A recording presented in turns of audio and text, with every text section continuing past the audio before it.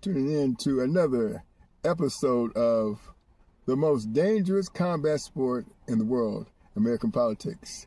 King by the King Media TV, add my name, and Mouthpiece Sports Network. I'm Ted King. And so after a whole month of government shutdown, standoff, we're going to go through the chronological stages of the impactful parts as to what's going on in our country. On October the 8th, Senator Ruben Gallego and Mark Kelly, both are Arizona Democrat, were publicly sparred with House Speaker Mike Johnson and Republican Mike Lawler over the delay in swearing of Democrat Andrelita Grijalva. What you're going to hear is Republican Ruben Gallegos state, "Let's be clear.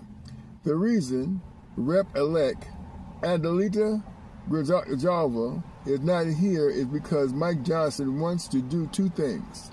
Number one, cover up the pedophiles on the Epstein list," Gallego told reporters, and number two, put his members in a really rough position when it comes to voting and extending these Affordable Care Act tax credits. So he says, he's making a statement. You'll hear this coming up right now. Let's be clear. The reason Andrelita Grijalva is not here is because Mike Johnson wants to do two things. Number one, cover up for pedophiles on the Epstein list. And number two, put his members in a really rough position when it comes to voting and extending these ACA tax credits. Oh, hey, gentlemen. Hey, Speaker. Appreciate it. Good to see y'all. Hey, so his Congresswoman and a friend of ours, Andrelita Grijalva, we're waiting. Yeah, reopen the government so we can get back to work. I mean, but this excuse just keeps on moving. Yeah, Well, it's not great if you want representation. Not last week. No, there there's was a reason. 750. Wait, let me answer the question. We're happy that she got elected. She's filling her father's seat. That's fantastic. We have a long tradition here and a process of how we administer the oath to a member. You know, you served here for a while. We're going to do that as soon as we get back to work, but we need the lights turned back on, so we encourage both of you to go open the government Didn't we so do we can that get everybody with the back to regular Virginia session. Republican swore the person No, in no. under these circumstances? The exception is there were two Floridians who were elected in a special election. This happened a couple months back. They were here on a day. They had their families here. They had a scheduled day for the oath of office, and the House was called out of session that day. They had all their family and friends here. So we went ahead and went through the process in a pro forma. With all due Let me respect, finish. Wait, let me answer the question if you're going to ask it. And so that was the exception we did because the family was here. Ms. Grijalva, Rep-elect Grijalva, has not yet had a scheduled day because she was elected after the House was out of session. So I am anxious to administer the oath to her How much is this as soon as actually- you guys just vote don't to want open the her to be government. on the Epstein. You don't want her to be on the Epstein discharge. How much? It's Because you're totally absurd. Come Evasion. here, Mike Lawler from New York. Tell With him. all due respect, you voted multiple times to keep the government shut down, okay? The Republican members from Arizona voted to keep the government open. They did. So don't sit here and try to lecture us about So whether tell or me not what's we gonna did our happen to job. premiums We in did our your job. district? You did not. What's going to happen to premiums? What happens to ACA premiums? Oh, you mean the bill that I'm signed on to extend it? Oh, yeah, When cute, is right, that because you know gonna happen? what? We actually have put forth legislation to do it. You guys just keep pontificating. Get We your got to people get the in. government open and turn the lights on so we can get everybody Get your back here and get people to in regular and session. stop covering up for the pedophiles. There's not, that's ridiculous. Nobody's covering up for pedophiles. ridiculous. You know, Knock it the hell off. she knows, you You're know that she is absolutely the, absurd. you Okay, know she is I'm the going to get vote. back to work. These gentlemen had a publicity stunt here. You see the issue. They need to go and vote to reopen the government. Get your Plain people and back. simple. Get your The people House back. has done its work. Every single Republican in the House but one voted to keep the government open, to make sure TSA agents, Border Patrol agents, And even if they the do troops anything, and everybody they're else not obey. here next week, even if we strike a deal. You And the have to get them Democrats back. have voted repeatedly to keep the government closed. Plain and simple. That Premiums is are the gonna issue. go up. First things first, Premiums open the are gonna government. go up. We'll get back to Mike, work. you're gonna Thanks Thanks for for visiting. visiting. Can I ask you one more Premiums are gonna up. Thank you, sir. Thank you, sir. That was fun. Now, it's apparent that Mike Lawler is either the point man, the pitch man, or the protector of the Speaker of the House, Mike Johnson, because on that same day, reported October the 8th, he confronts Hakeem Jeffries. Let's watch this. The government remains shut down, and chances of a solution do not seem to be rising, but temperatures certainly are. Republican Congressman Mike Lawler confronted Democratic leader Hakeem Jeffries after a news conference. You're not gonna Wasted. You're not gonna talk. Wasted. You're not gonna talk to me. Wasted You're not on gonna talk to me fraud and talk and over non-New me York residents because you don't getting want to paid. hear what I have to say. Oh, I'm listening. So why Go don't you ahead. just keep your mouth shut? Oh, because you is showed that- up. is that the way to you talk? showed up. You showed up. Yeah. And so you voted for this one I big signed ugly on bill. for this. I'm here on on his my behalf behalf 'cause of he's my afraid to debate. constituents Is because that you right? shut the government down. And my constituents are suffering as a result of your ridiculous ploy because you're so afraid of Zohran Mandami. By the way, when are you endorsing him? By the way, do you endorse him for first mayor? First of all, are Are you going to endorse him for mayor? Listen, you're a complete and total embarrassment right now. Oh, With us now is the House Minority Leader, Hakeem Jeffries. Leader Jeffries, thank you so much for being with us. We'll get to you and your friend Mike Lawler in just a second. But first, I do want your reaction to the word that all the Israeli hostages could be home within days. Your reaction to that and what you think President Trump's role was in brokering this deal. Well, good morning. Great to be with you. It's a very, very positive step in the right direction. We're all hopeful that this agreement will be finalized, that the hostages will be released in a matter of days and returned home to their loved ones. Of course, that we can surge humanitarian assistance into Gaza to alleviate the pain and suffering that Palestinian civilians have been experiencing in the theater of war for the last 2 years, and that we can achieve not just a ceasefire, but a pathway toward a just and lasting peace for both Israel and the Palestinian people. So, Leader Jeffries, let me ask you about the status of the shutdown and that confrontation with New York Congressman Mike Lawler. Among the many things that were exchanged back and forth there, he was asking you about the possibility of a one-year extension on the expiring Obamacare subsidies. Specifically, what is your opposition to that? Well, MAGA Mike Lawler is an irrelevant individual. He doesn't even have the support of the House Republican leadership, who have refused to address the issue of extending the Affordable Care Act tax credits. The Democratic position has been clear. We will sit down with anyone, anytime, any place, one, to reopen the government, negotiate a bipartisan agreement that has to actually make life better for the American people, not hurt everyday Americans. And a meaningful part of that is to address the Republican health care crisis, which includes, but is not limited to, the largest cut to Medicaid in American history, the failure of Republicans to address the Affordable Care Act tax credits that are expiring, hospitals, nursing homes, and community-based health clinics closing all across America, including in rural parts of the country, because of the one big ugly bill. These are real issues affecting everyday Americans, working class Americans. And our view is that we need a meaningful response to addressing the Republican health care crisis, not simply a Band-Aid solution that Republican leadership in the House and the Senate don't even support right now. Take Lawler out of it, Congressman Lawler out of it for a second. I don't think you guys will be having a beer anytime soon.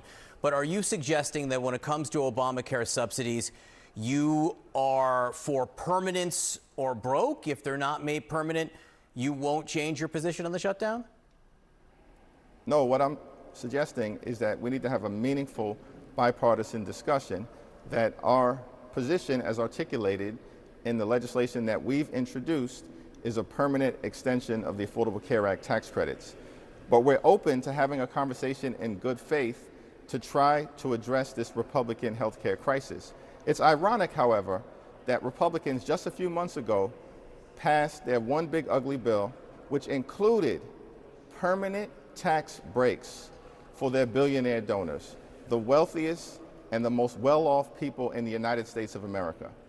And so the question becomes, isn't it reasonable for working class Americans, for middle class Americans, for everyday Americans who are facing the possibility of dramatically increased premiums, copays, and deductibles? We're talking about thousands of dollars per year in additional health care costs. Isn't it reasonable for them to have a similar level of certainty in their lives? And that's what Democrats are fighting hard to achieve. One of the things that has not happened in Congress is the swearing in of Representative-elect Adelita Grijalva from Arizona. What do you think the holdup is there? Well, it's been weeks since Representative-elect Adelita Grijalva has been decisively elected. And so it's very strange to us that House Republicans continue to delay her swearing in. It could have happened last week. It could have happened this week.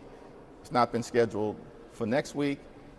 And it does appear to many of us that part of the issue is that she will clearly become the 218th signature on the discharge petition that will trigger an up or down vote on the release of the Epstein files. Because we know that House Republicans and Senate Republicans and the Trump administration have been hiding the Epstein files from the American people for months now, even over the wishes of the brave survivors who want full transparency so there can be full accountability. And that's what we support.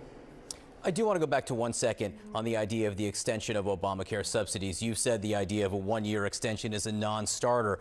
Punchbowl wrote up this morning in their morning note that they'd been talking to Leader Schumer over in the Senate, and he hadn't drawn similar red lines to you, saying that a one-year extension is a non-starter. And the quote from Punchbowl is, when we pointed out to Schumer that he hasn't drawn similar red lines, Schumer responded, "I don't negotiate in public." To what extent are you and Senator Schumer on the same page on this? The interesting thing is that for weeks we've seen House and Senate Democrats on the same page, and we continue to be on the same page as it relates to defending the health care of the American people and demanding a bipartisan negotiation between House Republicans, House Democrats, Senate Republicans, Senate Democrats, and the administration, so we can enact a spending agreement that actually makes life better for the American people, addresses the cost of living crisis that Donald Trump is inflicting on everyday Americans, healthcare premiums about to skyrocket, housing costs totally out of control, electricity bills have been skyrocketing, grocery prices remain high. We just need to sit down and have a bipartisan negotiation in order to make life better for the American people and address the Republican healthcare crisis that is devastating people. Working class America, rural America, urban America, small town America, the heartland of America, and black and brown communities throughout America. This is an all hands on deck moment. And House and Senate Democrats have been completely aligned, and Senate Democrats continue to hold the line in a strong and principled way on behalf of the American people. House Minority Leader Hakeem Jeffries from New York, we appreciate your time this morning. Thank you. Well, tonight the government shutdown is in its fourth week, and it will continue after the Senate failed to advance a funding bill for the 13th time. The motion required 60 votes for approval and lacked support from most Democrats. The Democrats and Republicans are at odds over extending health care subsidies for the Affordable Care Act. We're learning more now about the ripple effects of the shutdown. Air traffic controllers missing their first paycheck today. Vice President J.D. Vance told reporters that he believes the administration can continue to pay the troops on Friday, but didn't elaborate on how. More than 24 states are now suing the Agriculture Department for the expected suspension of SNAP benefits that's expected this weekend. And while Georgia isn't one of those states filing a lawsuit over the loss of SNAP benefits, there are thousands of local families here looking for some kind of help. If the federal government is still shut down when Saturday comes, recipients will not have any more funds added to their SNAP cards.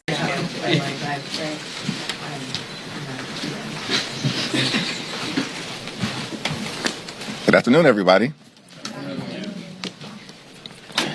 From the very beginning of this year, Donald Trump and Republicans have failed to deliver on their core promise to lower the high cost of living in the United States of America. In fact, what Donald Trump and Republicans said is that costs were going to go down on day one.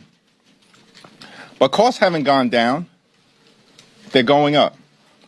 Inflation is going up. Under Republican policies, housing costs are going up. Child care costs are going up. Grocery costs are going up. Electricity prices are through the roof.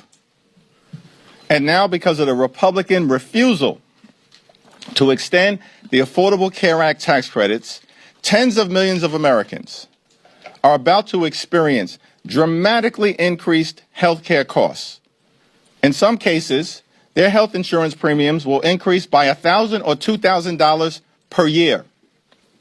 That is unacceptable. It will be unaffordable for working class Americans, middle class Americans, and everyday Americans to be able to go see a doctor when they need one.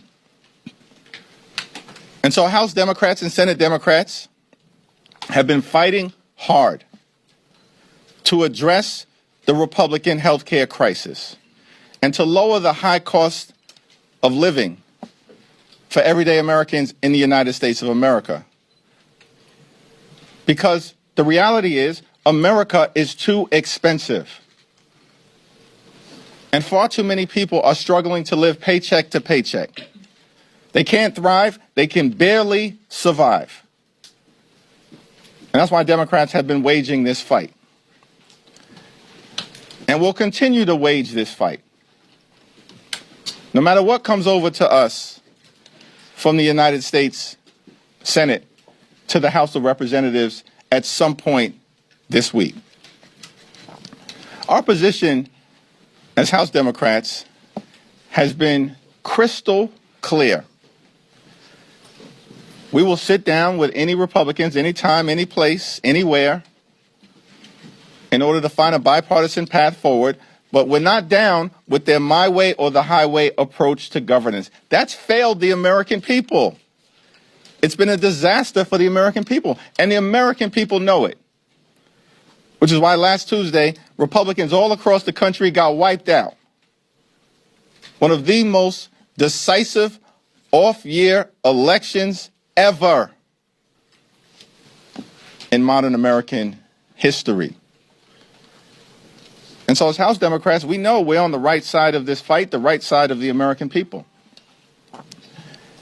And we're not going to support a partisan Republican spending bill that continues to gut the health care of the American people.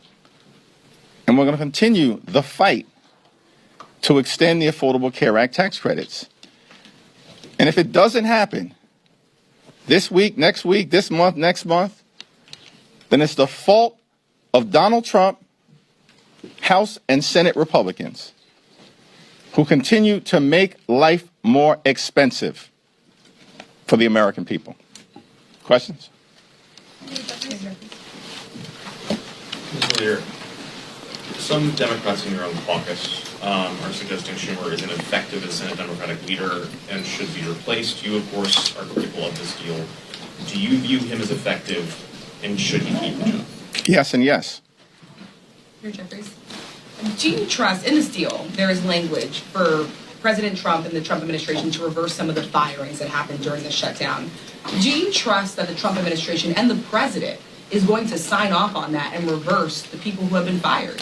We'll have to evaluate the legislative language, and we'll have a caucus meeting later on this afternoon, and we'll get a presentation from Rosa DeLauro, the top Democrat on the Appropriations Committee. The overwhelming majority of Senate Democrats, led by Leader Schumer, are opposing this bill in the Senate. And they'll articulate, there are a variety of different reasons that the bill is being opposed strongly by Democrats in the Senate, the overwhelming majority of them. And there'll be a variety of different reasons that we articulate in the House. Now, certainly we're going to continue to stand by our hardworking federal employees. By the way, Donald Trump and Republicans, this toxic administration, they fired more than 100,000 federal employees prior to the shutdown that they started beginning. So, of course, there's reason to be deeply skeptical of the administration and their motives as it relates to the hardworking federal civil servants and the federal workforce. And we will continue to be deeply skeptical of their intentions. They spent the whole year implementing the toxic parts, the most toxic parts of Project 2025. After lying to the American people last year, saying they didn't know anything about Project 2025. And part of that has been going after the federal workforce. So we'll see what the language looks like, but it doesn't change the core problem here, which is we need to decisively address the Republican health care crisis. on behalf of working class Americans, everyday Americans, and middle class Americans. Thanks. Third row. So Dr. Oz said that millions. Who? Dr. Oz. There are millions of phantom enrollees under the ACA. Is that being looked at as it possibly makes it so that people that are on the ACA are paying more, because inflating the numbers? That's like the most random way to start a question on a serious topic. Nobody who's serious in this country takes Dr. Oz seriously. No one.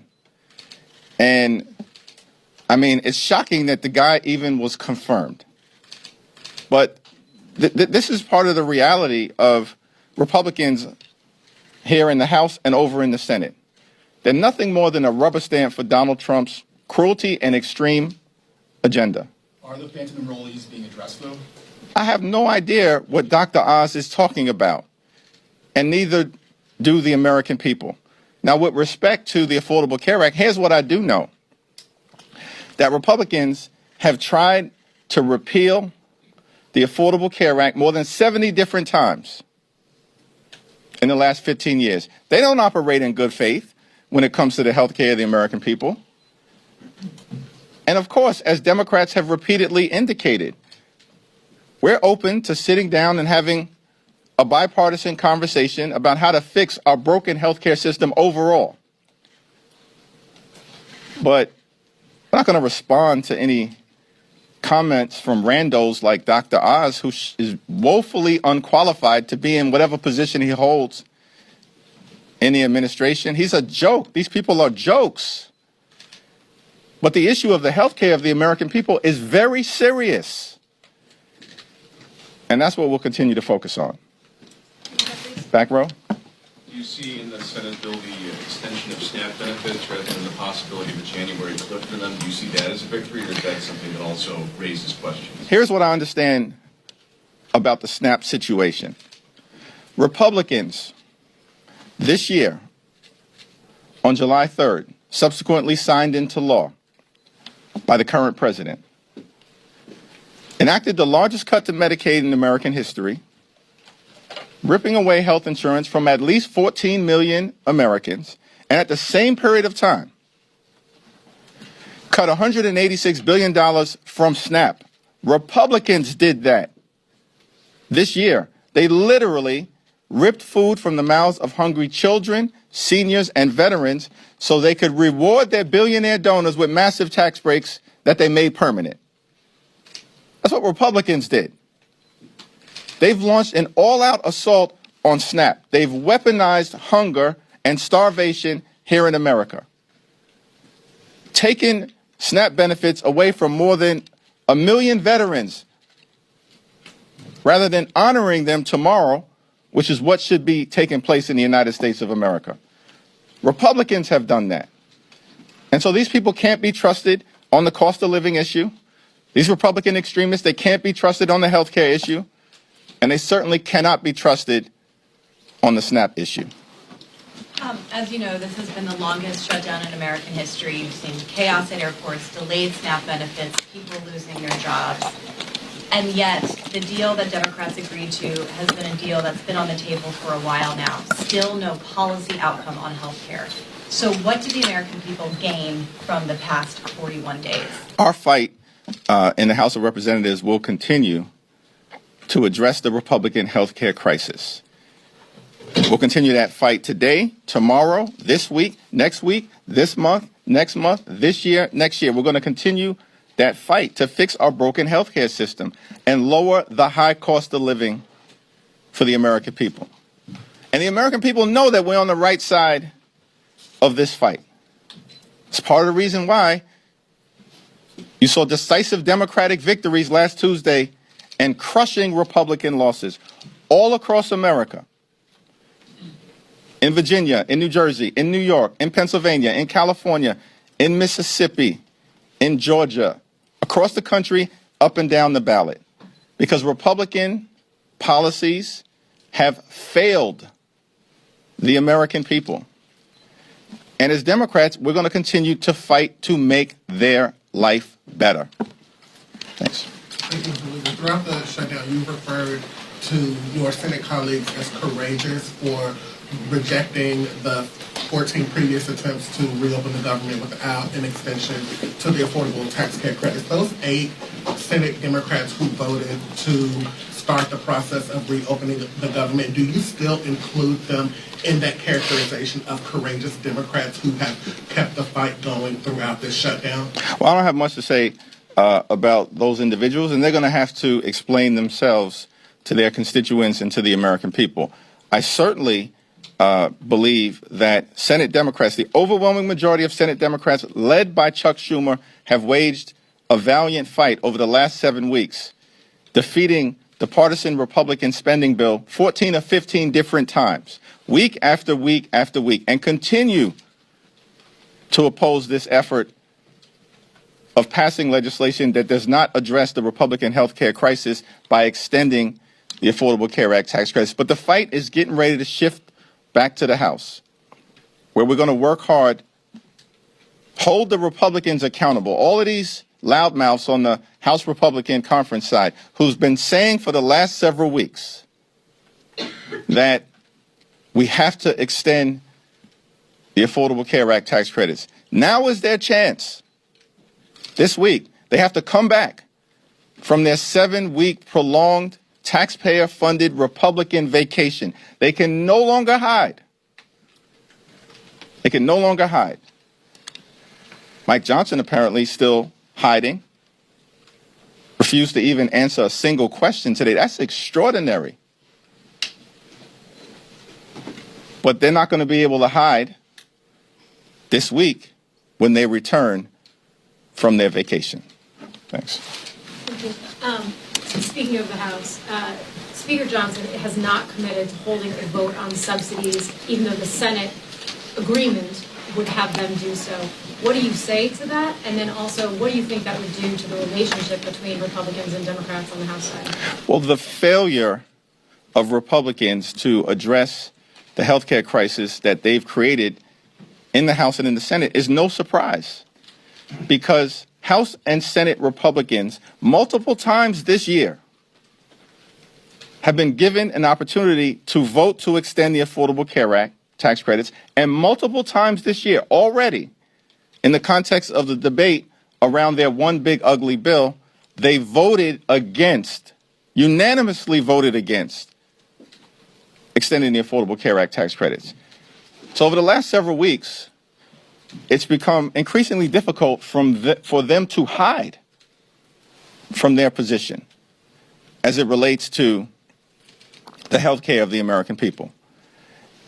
And House Democrats, joined by our colleagues in the Senate, we're not going to stop the fight. We're going to continue to lean into the fight over the next few days and beyond until we actually get an outcome that makes life better for working class Americans. Thank you, Mr. Leader. There's already extensive backlash coming from the Democratic base over feeling shortchanged by Senate Democrats who secured this deal without touching on health care. What do you think that this backlash could mean for the party going into the midterms next year, and also for the voters who just handed Democrats a decisive victory? Do you think that this will make them feel also shortchanged, disenfranchised, demoralized? Do you think that this will lead to a switch up? House Democrats are going to take back control of the House of Representatives next year. I've said it before, and if I said it, I meant it. Now, with respect to the senators on the other side of the Capitol, they're going to have to explain themselves. But the overwhelming majority of Senate Democrats continue to remain in the arena fighting to fix our broken health care system and address the Republican health care crisis. This fight for us is not partisan. It's not a partisan fight. It's a patriotic fight. We're waging this fight on behalf of the American people. The 5 states that are most impacted by a failure to extend the Affordable Care Act tax credits are West Virginia, Wyoming, Alaska, Mississippi, and Tennessee. 45% of the people of the Americans who are going to lose health care or be at risk of losing health care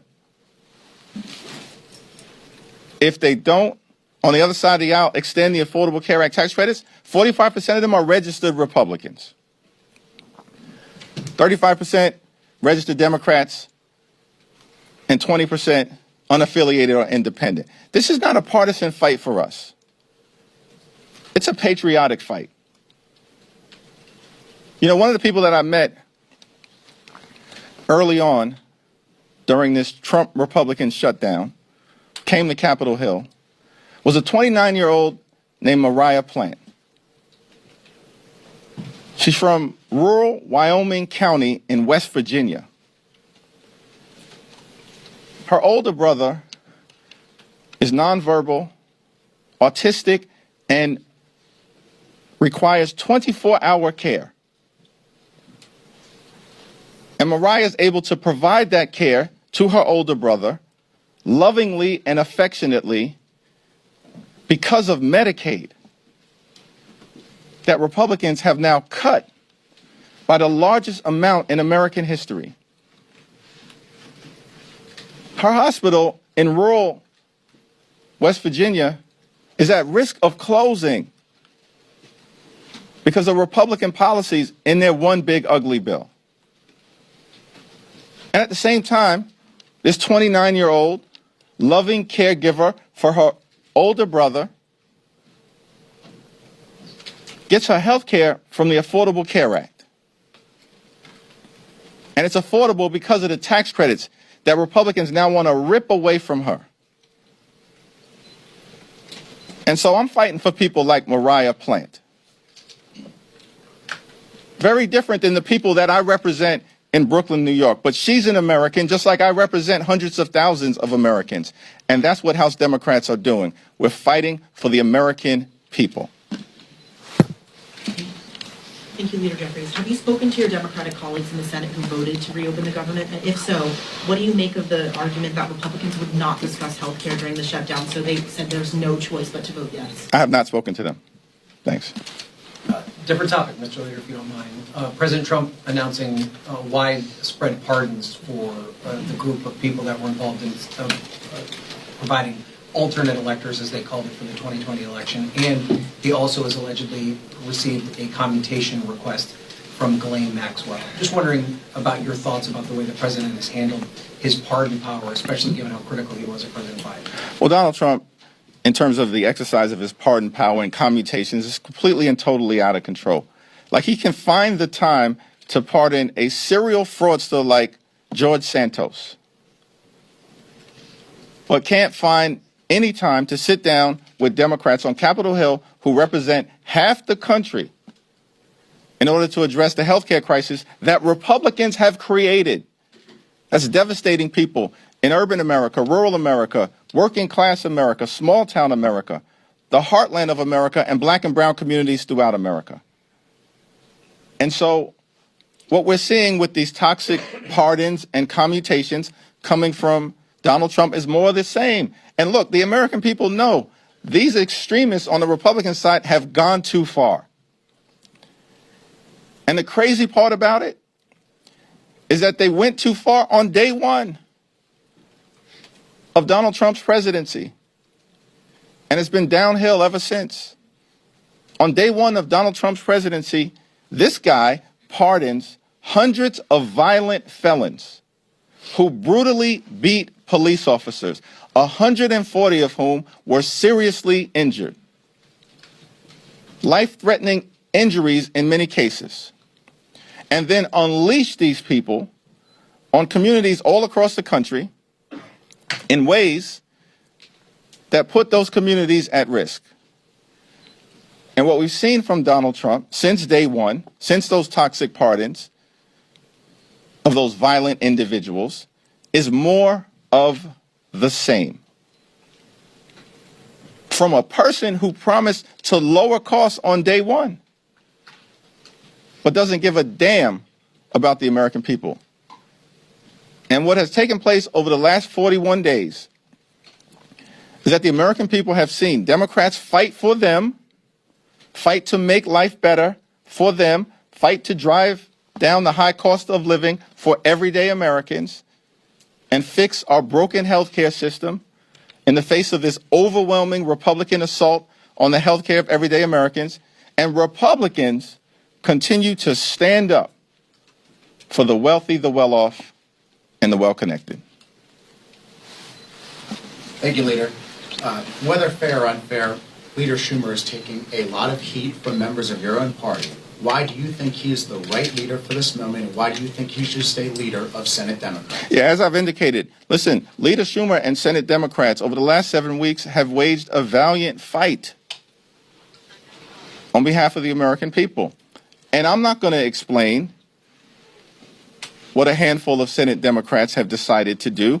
That's their explanation to offer to the American people. What we're going to continue to do as House Democrats, partner with our allies throughout America, is to wage the fight to stay in the Coliseum, to win victories in the arena on behalf of the American people, notwithstanding whatever disappointments may arise. That's the reality of life. That's certainly the reality of this place. But we're in this fight for all the right reasons, because the extremism that has been unleashed on the American people is completely and totally out of control. Life hasn't gotten better for everyday Americans under Donald Trump and compliant Republicans. It's gotten worse. And the American people know it. And we've got to continue to stay in this fight until we end this national nightmare. And that's our commitment to the American people. We're in this fight until we end this national nightmare and can get back to a place where we continue America's long, necessary, and majestic march toward a more perfect union. Thank you. Sorry.